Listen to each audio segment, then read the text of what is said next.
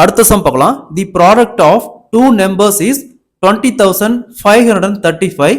If their HCF is 37, then their LCM என்னன்னு கேட்குறாங்க. அது இரு எண்களின் பெருக்கல் பலன். தி ப்ராடக்ட் ஆஃப் டூ நம்பர்ஸ்னா இரு எண்களின் பெருக்கல் பலன் 20,535. அதோடைய HCF 37ங்கிறாங்க. HCF = 37.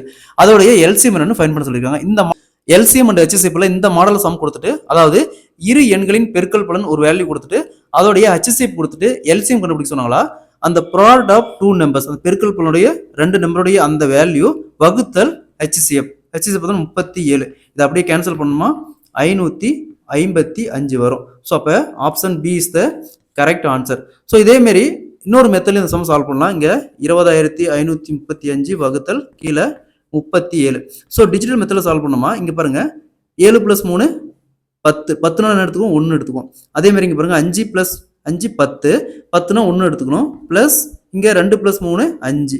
ரெண்டையும் ஆட் பண்ணால் 6ன்னு வருது. ஸோ இந்த வேல்யூலாம் ஆட் பண்ணும்போது இங்கே அதாவது கொடுத்துருக்குற ஆப்ஷனில் வேல்யூ ஆட் பண்ணும்போது 6 வரணும். அந்த 6 வருதோ எது வருதோ அதான் ஆன்சராக இருக்கும். இங்கே பாருங்க 5 + 5 10.